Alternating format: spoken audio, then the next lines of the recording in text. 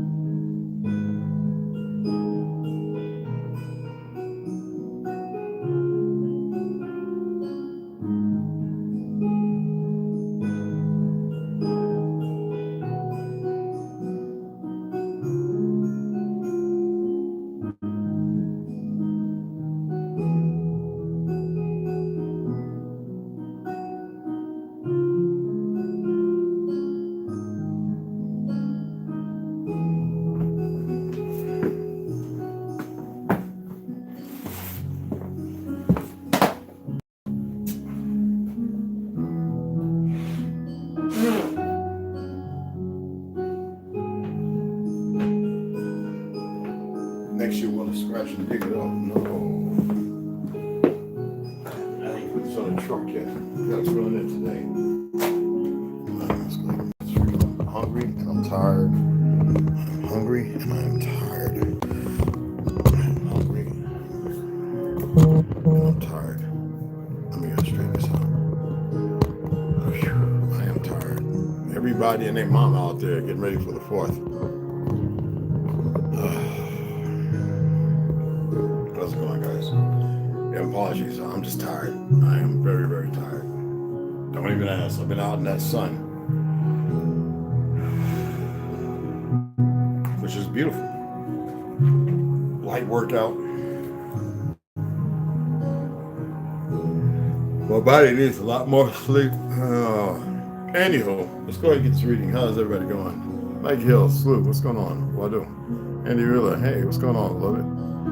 Trauma Hawk, what's going on, brother? Yes, sir. Hello. Snoo, West Side. Let's get that in here. We're going to get the reading in, and we're just going to make it kind of quick because I want to lay down. Want to eat something? I'm going to lay down for about an hour. I got you. I did a little exercise today, and I'm tired. Okay? Read a little bit and then come back. I got all the books right here. I got some new books too, y'all. I ain't showing you yet. I bought these 2 books. Now I got them old books over there in that corner. That was right beside Leg. We'll get to those one day. But let's go ahead. We finished about one book we're going to read today. It was 3rd time, 4th time reading it. We finished about 5 books. About close to finishing 2 others. And this is so much more. Let's turn this down. Yeah, I was like 100 and some degrees out there, y'all. And I'm all on my feet going here, there. I had some fun. Look at me like you're crazy. I stepped right to him and says, "You're my man. Let me talk to you right quick." And he says, yeah. I says, "Don't look at me like that. Don't ever look at anybody like that on the store. You know the history. You watch the news. I don't want you to be afraid, but don't be cocky. All right? The majority of us didn't get the damn jab. Stop believing in the lie. Don't you ever look at me like that again. I've been to your land, because you know I asked him where he's from first. And we're very respectful to the people over there. And you probably wasn't born there." He said, "Oh, apologies, Mom. No. Don't you ever look at me like that again. I was ugly. If that's your heart, I can deal with that. I can deal with that." And he was like, No. I says, "Yeah, that's what I thought." And then when I walk up to him, the guy's like that big. I'm not saying little people can't fight, but I'm different, y'all. This 200 and some pounds, I can throw it around pretty damn well. My bones are very thick. And I just wanted to share that. Like, correct people. People are being lied to around this world, and they come here and they actually believe the lies of the Chinese and the Hindus and this, that, and all the smart. They're not the smartest people. Pelskins here? Come on, man. We just got another idiot in Phoenix. Got suspended, permanent. He can never work as a police officer again. Now, a brother working at a hotel. They get a description of a pale skin with a black shirt, white pants, pull a gun on him. And so he works there. He's coming out the side door because he's holding the door for the police. And this idiot cop, dumb racist punk motherfucker, excuse my French, that's what he is. A lot of them are. He's got the gun at the guy. He's got his hands up with the job keys. He's like, "Yo, I'm holding the door." And he's still telling, he's, yeah. Name was Trey. So he said, "Okay, he works here. Now get out of here." Like, who are you talking to, man? He gonna sue that. I left the comment. Make sure he goes after his trust. Don't go suing the state. So the state, low with the PVA punk ass and internal affairs fake fraudulent motherfuckers. Go for his trust. And then a brother coming out, another brother with a white t-shirt, gray pants. He's coming out with a bike. He goes after him. It's a pale skin. Now, the first 2 people he walked by, the lady and the two white lady, because it was a lady and a dude, they're out there smoking. They're the ones who was called about because they're smoking inside. They told him to leave. The lady went outside. The guy pulled the gun. He made him put a gun up and go outside. Trey did. He walks right by them. These bastards are stupid. I'm grateful I met some good brothers who were in the military. They recognize me in the military. There should never be a reason. But if you don't know the laws, 101, this, that, and, we're talking about excessive force, you must meet force with force. You don't hold a gun at nobody's head, especially if you can't see one. It doesn't mean they don't have one, but if you draw down it, you're supposed to be trained up.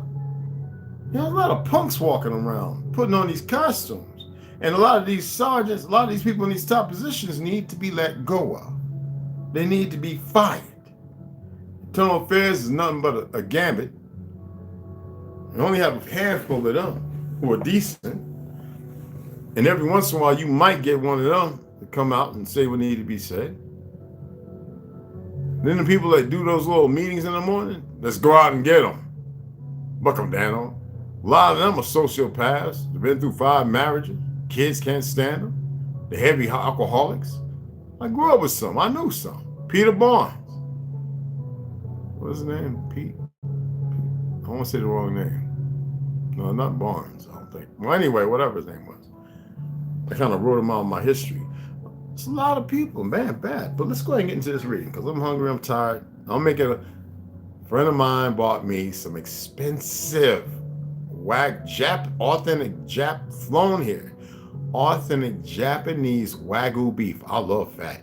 Oh, with some butter, it ain't bad for you. Anyway, a whole lot of garlic and onions and lettuce and tomatoes and oh my goodness. I'm about to hook it up in the iron skillet. Oh yeah, I got iron skillets, y'all. Oh, gotta keep the iron right. I'm about to tear this stuff. If you never had Wagyu beef, shut up.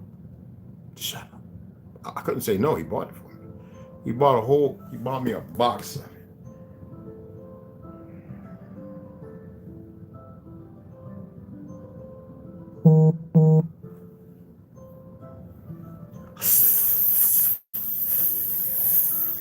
Okay, let me read. Let's get into The Gods of Eden by William Bramley.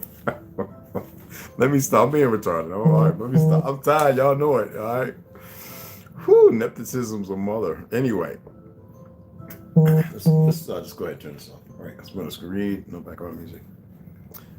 Last we left off, we was basically honest and intelligent persons who are suddenly exposed to a brief, unexpected event, including one that involves an unfamiliar object, will, in the majority of cases, be accurate in trying to describe precisely what they have seen. Now, you gotta remember, I've had these books before this little UFO thing came out, as far as them pushing it. Okay, but anyway, there's other books by certain individuals I'll read down the road, but trust me, don't worry. That is why eyewitness testimonies may be admissible in courts of law to convict or free a defendant, even when solid physical evidence is lacking. Eyewitness, I got a burp also. What is the frick? Anyway, eyewitness testimony is a perfectly valid and useful form of evidence. Sophisticated listening devices have been pointed towards the heavens to pick up extraterrestrial communications, and so far, no such communications have been detected. Isn't that a lie? Wasn't something detected in the 60s? Anyway, and it wasn't what people think it is. This is further evidence that there is no intelligent life nearby. Despite skepticism in many academic circles regarding extraterrestrial visitation, several well-founded attempts have been made to detect signals from outer space civilizations, though the use of outer space, outside of this space, know the language, okay, have been made to detect signals from outer space civilizations through the use of sophisticated radio antennas pointed toward the heavens. Now, the fact that these efforts have reportedly not detected any intelligent signals is viewed as additional proof that there are no alien civilizations nearby. This is their assumption. The problem with drawing such a conclusion is that radio antennas have many limitations. They are only able to detect radio waves, frequencies. There are many other bands along the electromagnetic spectrum, and there he states it, that can carry communication signals, such as microwave. We're dealing with that right now. They're cooking us. What does it say that an extraterrestrial society, if it exists, would necessarily use radio waves for communication? We do not even know what lies beyond the two known ends of the electromagnetic spectrum. How sad it ends. How can we be sure that there are not wavelengths in one of the two uncharted regions which are far superior for communication to anything we have detected so far? Now, the reputed failure of radio antennas to pick up intelligent signals would only tell us that no one within range is using the electromagnetic wavelengths detectable by those antennas. Now, if so many flying saucers are visiting Earth, why are they not detected more often than radar? He wants to dismiss something based on what? Presumption, right? What presumption? To dismiss. A presumption to dismiss, okay? Many outstanding UFO sightings have been confirmed on radar. Now, this excellent radar evidence is usually dismissed by critics as operator errors, critiques, as radar malfunction, or as false readings caused by natural phenomena. We would have even more radar evidence if it were not for the fact, Jesus Christ, that radar operators are trained to disregard most radar anomalies. Any number of things can create a false read. Now, spurious radar signals can be generated by such wildly disparate phenomena as flocks of birds and severe weather conditions. Now, actually, they can tell the difference now these days. Operators are taught to focus the pattern to which they fly. It's well documented, it has been for a long time. Operators are taught to focus on those readings that pinpoint the type of objects they are tracking, usually human aircraft. If something unusual pops up on the screen and disappears, it will more often than not be ignored. A great many radar UFOs therefore go unreported. And I could break down the electromagnetic spectrum, but it's a wavelength. Anyway, it's like a measurement of wavelength. There's different as far as light and travel and all that other phenomena. It's a whole gamut. You can look it up. Radar detection of UFOs is being further eliminated by advances in technology, and many modern radar computers now automatically eliminate anomalies reading their program to hide any of the aircraft that the government has built that is 100 leagues beyond, yes, in depth, when I said league, beyond what the scope is, which you're a lot like, the F-22 and the 35, the Raptors and all the other stuff. Anyway,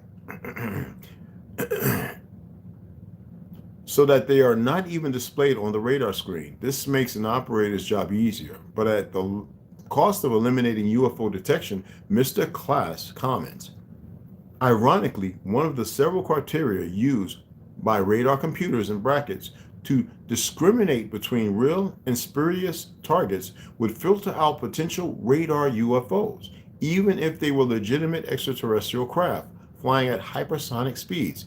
Now, there are documents that show certain aircraft flying beyond Mach 14. You can't make that up, okay? Well, you can. What do you got to gain making up a lie when it's easier to dismiss it in its totality? Okay, that's enough of that. No, don't worry. We get back into the Anunnaki. There's even some mentions of some other books that I've been reading, which will surprise you, and you'll be like, "What?" Just don't grab at it and believe it in totality. Remember, research is very important. Okay, let's go ahead and get into Reptilians: The History of Humankind and the Anunnaki by Henry Crane. Okay, let's read a little bit. We're not going to overkill. Okay.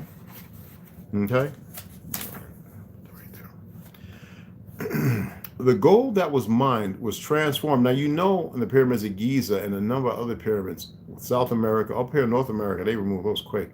They were actually topped with gold, and if not gold, the most biggest of crystals. Okay, the most biggest of crystals, which there's a book I have, I don't remember which it is, said that they were using those giant crystals for target to destroy, as if there's no problem to replace them. I'm just saying. Anyway, the gold that was mined was transformed in its majority into monoatomic gold, with which the less evolved Anunnaki and older ones could heal, prevent from getting old, and remain more time on the surface of the earth. Now, the gold that they put in, what is the name of that ouzo? Not ouzo. What is the name of that liqueur? right? Remember that? We used to drink it a lot. It had the gold in it. That gold is closer to that without going into the spectrometer and being radiated. That means being allowed not to burst, but to change its molecular, not to liquid, but to cause something different. I forget what it was called, but nobody was permitted or allowed to take gold shavings, or like more than gold leaf, which is very thin, that destroys that. Shavings, and you're not allowed to radiate them. It has to be the proper amount. It has to be a specific time, and it has to be within I forget what kind of liquid it is. I don't know if it's heavy water. I don't know the water. There was a small book on it on metallurgy, and that gold was utilized when they were doing fillings once upon a time.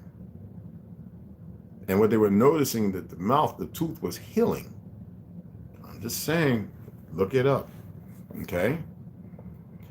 With this Enlil managed to control almost 50% of their Anunnaki companions, who were of 3rd, 4th, and 5th grade, offering them monoatomic gold in exchange for absolute loyalty. Many Anunnaki reptiles became addicted to this gold. They began to rejuvenate in exchange for losing their physical abilities, becoming totally controllable.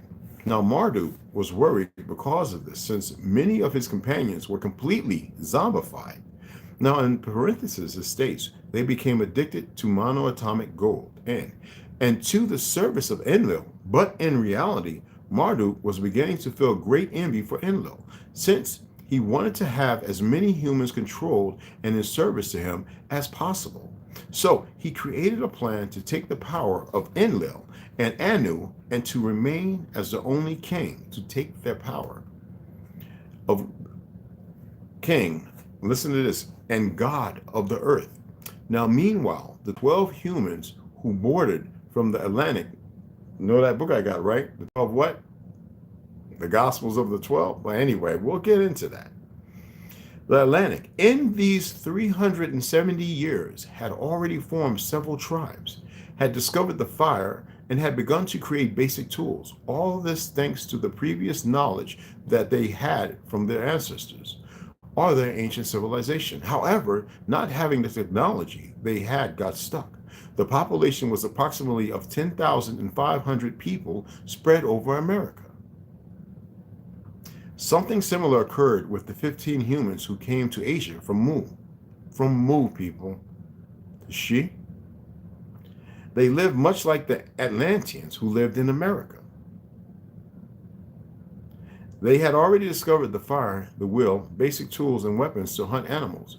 The only difference was the number of inhabitants, since in Asia, the population reached to 25,000 inhabitants. This is due to the great knowledge that the Lemurians had in medicine, and that was transmitted from generation to generation. Those who practically returned to the Stone Age were the 27 humans who had arrived in Europe in the boat of Zusudra and the biblical Noah, since being abandoned by the gods. It took them much effort to start from scratch, and the population was about 650 people, all nomadic and dedicated exclusively to hunting, blood eaters. It should be emphasized that Zusudra, and there was a game or a movie based on that, and his direct descendants were not among them, since they were transferred by Enlil to the first Anunnaki settlement shortly after Anu and Enki left. There they were treated like slaves, but always following the orders of Enlil and being circumcised generation after generation, so that their God could distinguish them from the rest. When finally Anu and Enki returned to the mothership about 11,000 years ago, they were surprised to see many Anunnaki rejuvenated and acting like zombies. And Enlil explained to them that it was because of monoatomic gold, with which they could stand longer on the surface of the earth. Now the Anunnaki behaved as if they were at a continuous party. They did not work. Many consumed gold, while others were fed with the energy emanating from humans. Everything was happiness for these beings. Now, Anu, having seen all this, exploded in anger against Enlil, screaming that he had disappointed him, since They were in a critical situation, and he had organized a great party in his absence. And Enlil restrained his anger and only nodded to all the claims of his father. Choo! Anu banned the creation of monoatomic gold and commended to Marduk to supervise the closure of the mining operation. He told everyone to prepare, listen to this, for the arrival of the Palladians. And Enki was disappointed to see that Marduk had failed in the assignment he had given to him. And not only that, but also noted that Marduk had changed a lot since when he questioned him why he had not tried to stop Enlil in his trek to the Lulus. He answered that humans were simply food for him, and that they had no right to possess knowledge. And Marduk added, Father, you have no right to demand that we change the trait to the Lulus, since you benefit and nourish yourself with their sufferings.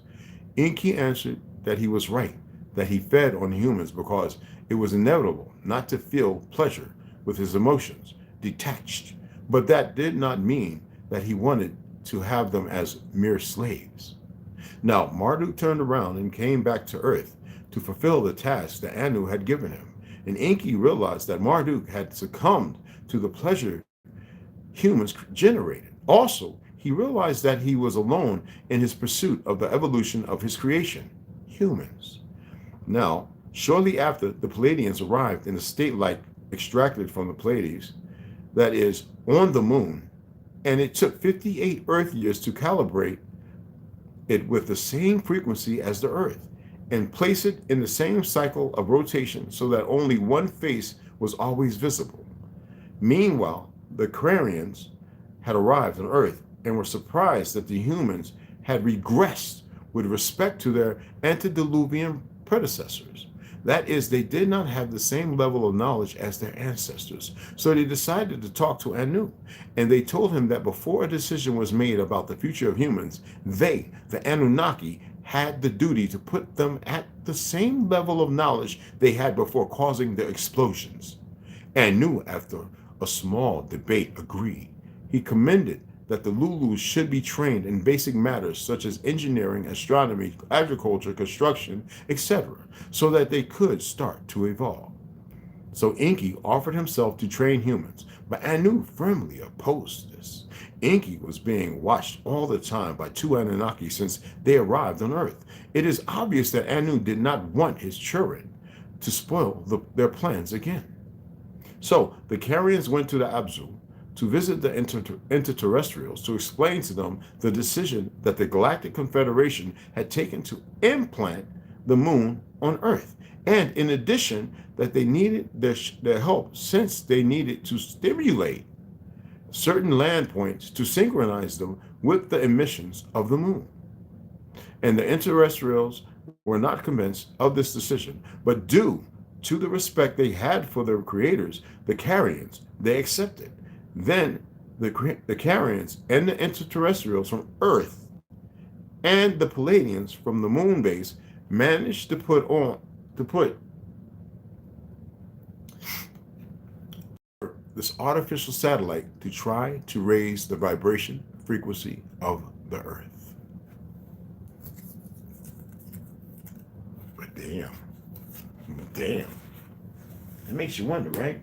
Isn't it how our and the Earth frequency is around about 8.1 hertz? Do you know how you can test it? Do any of y'all have any idea how you can test your vibration, your vibratory effect? It can only be done in water. Look into it. Let's get into the Havwah material. Messages from Ascended Civilization by Tom Kenyon and Virginia Essing.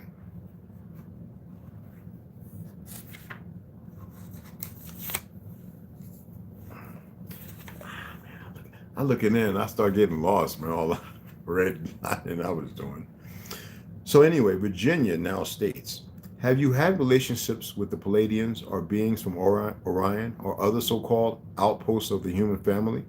And the Havwah stated, yes.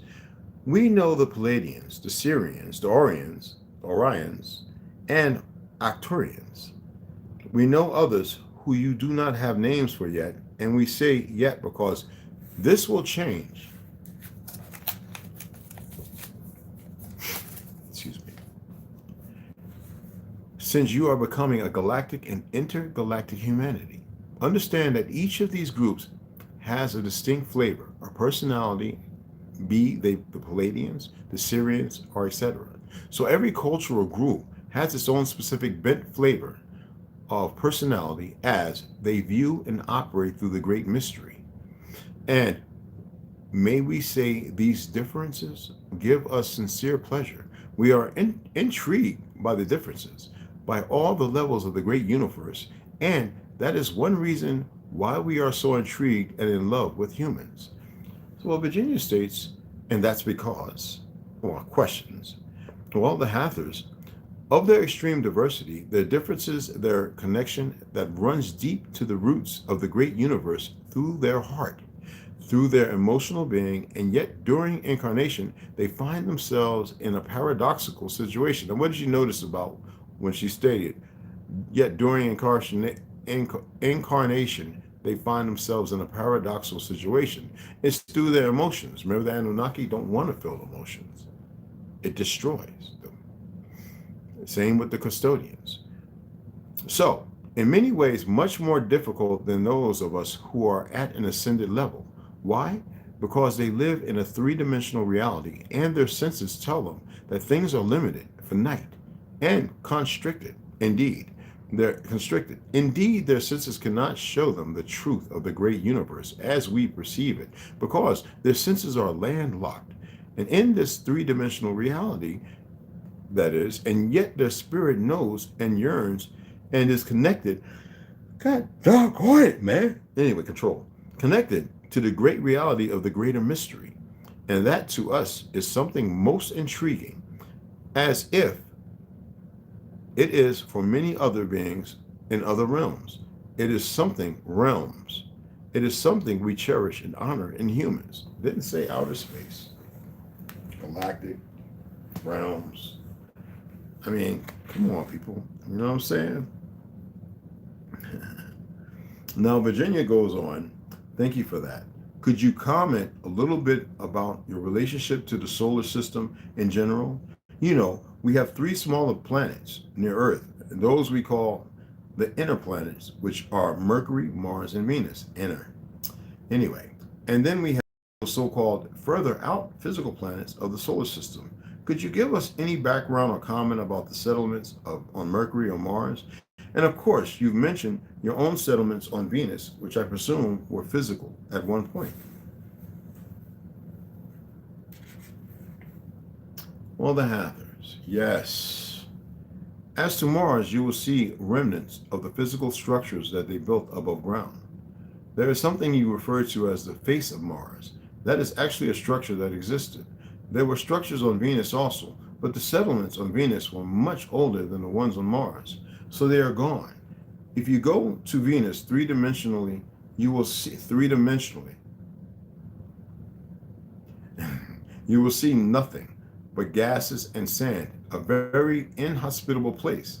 Mars still has the remnants of the physical structures, and there were cultures that lived there. Mars was actually an outpost for many different cultures.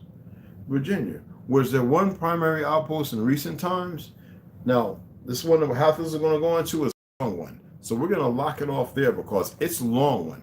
And when I read that, it's really going to grab you. Yet, remember the planet stuff. This is an insertion because the individual that was writing this is basing everything upon his misunderstanding or interpretation of galactic space, ancestral lands, or outside. You know, they're misrepresented because this individual believes in the round earth theory, to which there is not. So I appreciate y'all taking the time. I'm going to give me a nap. Make something to eat. Give me a little nap. We're going to come back. We're going to get to the custodians, across the Antarctic. We're going to get into Bill Cooper, Arthur Kessler, and yes, George Jones. All right. So I know it's kind of hard sometimes because the way these people write stuff is based on keeping the world, the great mystery, the mystery, the greater mystery. Like, the mystery is you. It doesn't matter what's written in these books. It doesn't matter how flamboyant the writing is. All that's just, it has to grab you, right? And it does that. You know what I'm saying?